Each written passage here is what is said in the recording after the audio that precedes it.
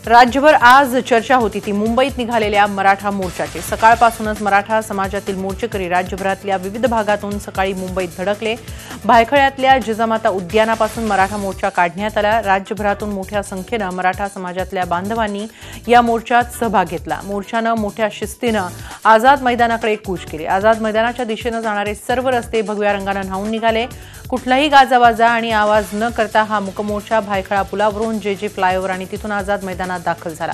आझाद मैदान मराठा मोर्चेकरांनी खचून भरलेलं दिसून आलं। मराठा मोर्चातल्या रणरागिणींनी जोरदार भाषणं केली। त्यानंतर काँग्रेस आमदार नितेश राणे यांनी मंचावर जाऊन भाषण करण्याचा प्रयत्न केला, मात्र मोर्चेकरांनी आरक्षणाच्या आश्वासनावरून नितेश राणे आणि खासदार संभाजीराजे यांना घेराव घातला। मराठा आरक्षणाबाबत सरकारकडून ठोस आश्वासन न मिळाल्यानं मराठा मोर्चेकरी संतप्त झाले। आझाद मैदानात जमलेल्या लाखो मोर्चेकऱ्यांनी काँग्रेस आमदार नितेश राणे यांना काही काळासाठी घेराव घातला। मोर्चेकऱ्यांनी त्यांना व्यासपीठावरच रोखून धरलं होतं। पोलिसांच्या हस्तक्षेपानंतर हा गोंधळ संपला, मात्र आश्वासनपूर्ती न झाल्याबद्दल मोर्चेकऱ्यांनी यावेळी नाराजी व्यक्त केली। मराठा मोर्चाचे विधिमंडळात तीव्र पडसाद उमटले। मराठा आरक्षणाच्या मुद्द्यावर विरोधकांनी आक्रमक पवित्रा घेत सरकारला धारेवर धरलं। मुख्यमंत्र्यांनी मात्र मराठा आरक्षणाचा प्रस्ताव मागासवर्गीय आयोगाकडे पाठवला असल्याची माहिती दिली। तसंच 605 अभ्यासक्रमांमध्ये ओबीसींना जी सवलत मिळते ती मराठा समाजाच्या विद्यार्थ्यांनाही देणार असल्याची घोषणा केली। तसंच बार्टीच्या धर्तीवर सारथीचं सक्षमीकरण करणार असल्याचंही त्यांनी सांगितलं। अण्णासाहेब पाटील आर्थिक विकास महामंडळाच्या माध्यमातून मराठा तरुण बेरोजगारांना जास्तीत जास्त लाभ देणार असल्याचंही मुख्यमंत्र्यांनी स्पष्ट केलं। तत्पूर्वी मराठा आरक्षणाच्या चर्चेदरम्यान मुख्यमंत्री विधानसभेत नसल्यामुळे राष्ट्रवादीचे नेते अजित पवार संतप्त झाले, मात्र शिक्षण मंत्री विनोद तावडे यांनीही त्यांना जोरदार प्रत्युत्तर दिलं। मराठा आरक्षणावरून राष्ट्रवादी काँग्रेस आणि शिवसेनेत कलगीतुरा रंगला। शिवसेनेनं एका ओळीचा ठराव आणावा, विरोधक त्याला पाठिंबा देतील असं आव्हान राष्ट्रवादीचे आमदार जितेंद्र आव्हाड यांनी दिलं। तर गेल्या 50 वर्षात काँग्रेस राष्ट्रवादीला जाग आली नाही, आता शिवसेनेला उगाच डिवचू नका असा इशारा शिवसेनेचे राज्यमंत्री गुलाबराव पाटील यांनी दिला। मुंबईत मराठा मोर्चाच्या यशस्वी आयोजनात मुंबई पोलिसांची भूमिकाही महत्त्वाची ठरली आहे। लाखोंचा हा मोर्चा मुंबईत आल्यानंतर पोलिसांनी अत्यंत जबाबदारीनं आपल्या कर्तव्याचं पालन केलं। मुंबईच्या एंट्री पॉईंटपासून जिजामाता उद्यान, जे उड्डाणपूल ते आझाद मैदान या मार्गात वाहतूक पोलिसांनी उत्तम बंदोबस्त ठेवला होता। जे उड्डाणपुलावर रुग्णवाहिकांसाठी खास ग्रीन चॅनल तयार करण्यात आला होता। मोर्चाच्या पार्श्वभूमीवर मुंबईकर प्रवाशांना कमीत कमी त्रास व्हावा यासाठी वाहतूक पोलिसांनी उत्तम नियोजन केलं। मुंबई महापालिका प्रशासनानंही त्याला चांगली साथ दिली। पिण्याच्या पाण्यापासून मोबाईल टॉयलेटपर्यंत विविध सुविधा उपलब्ध करून दिल्या। तर रेल्वे प्रशासनानंही जादा रेल्वे गाड्या सोडून मुंबईकर आणि मोर्चेकरांच्या सुखरूप प्रवासाची सोय केली। या नियोजनाबद्दल झी मीडियाकडून तमाम सरकारी यंत्रणांना खास सलाम। वैज्ञानिक संशोधन तसंच शिक्षणासाठी पुरेसा निधी उपलब्ध व्हावा, त्याचप्रमाणे वैज्ञानिक दृष्टिकोनाचा प्रसार व्हावा या मागण्यांसाठी पुण्यामध्ये एक मोर्चा काढण्यात आला। पुण्यातील संशोधक तसंच शास्त्रज्ञ या मोर्चात सहभागी झाले होते। पुण्यातल्या विज्ञान प्रेमींसह विविध सामाजिक संघटनाही या आंदोलनात सहभागी झाल्या।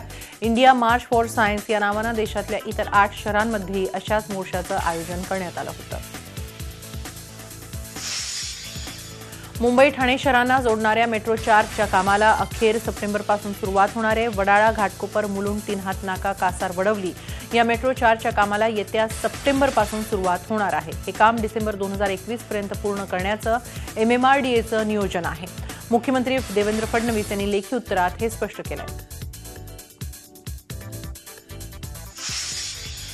मुंबई विद्यापीठाचे कुलगुरू डॉक्टर संजय देशमुख यांना राज्यपालांनी सक्तीच्या रजेवर पाठवलंय। कोल्हापूरच्या शिवाजी विद्यापीठाचे कुलगुरू देवानंद शिंदे यांच्याकडे मुंबई विद्यापीठाचा तात्पुरता कार्यभार सोपवण्यात आलाय। तर विजेटीआयचे संचालक धीरेन पटेल यांची कुलगुरूपदी नियुक्ती करण्यात आली आहे। मुंबई परीक्षांचा निकाल वेळेवर न लागल्यानं कुलगुरू संजय देशमुख अडचणीत आले आहेत। निकाल लावण्यासाठी राज्यपालांनी देशमुखांना 31 जुलैची मुदत दिली होती, मात्र त्या मुदतीत सर्व परीक्षांचा निकाल जाहीर करणं मुंबई विद्यापीठाला शक्य झालं नाही। त्यामुळेच राज्यपालांनी कुलगुरूंना सक्तीच्या रजेवर पाठवल्याची माहिती सूत्रांनी दिली आहे। औरंगाबादच्या शिक्षण उपसंचालक कार्यालयातील कनिष्ठ लिपिकानं राहत्या घरी गळफास घेऊन आत्महत्या केली।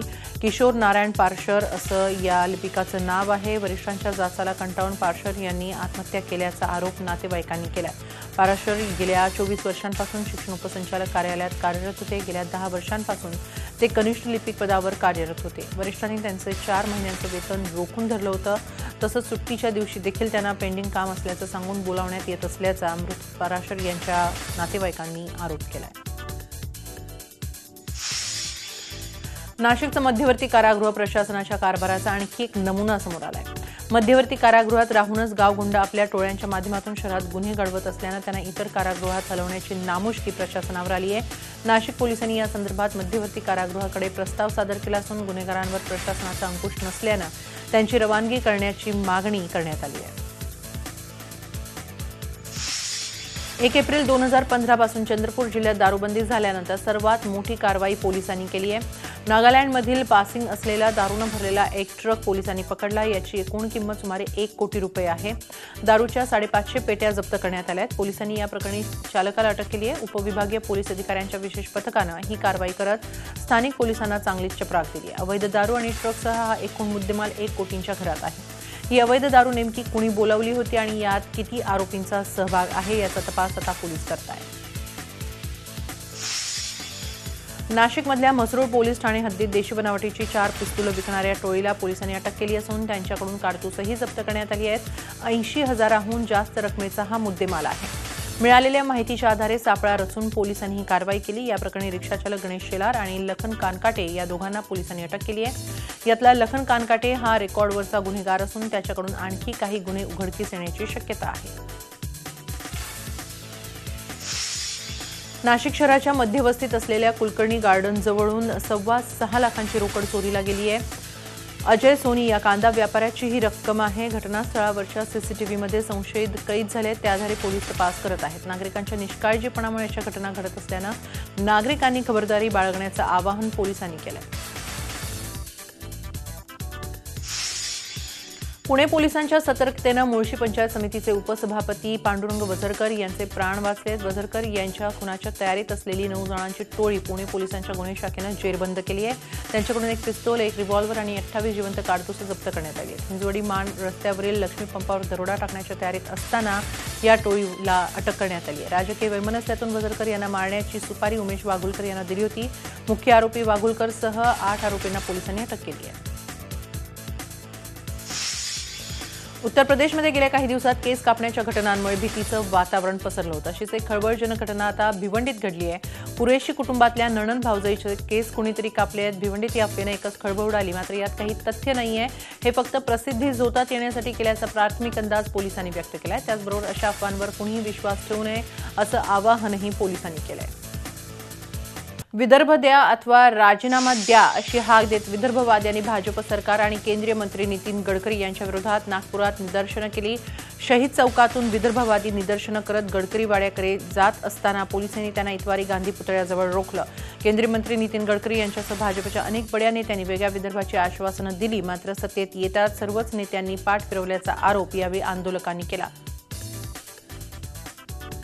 गडकरीजी राजीनामा द्या या आंदोलनाचा शुभारंभ आज गडकरी वाड्यावर मोर्चाने जाऊन त्यांना राजीनामा मागण्यापासून शुभारंभ होत आहे आणि टप्प्याटप्प्याने भाजपच्या सर्व खासदारांचा आम्ही राजीनामा मागणार आहे।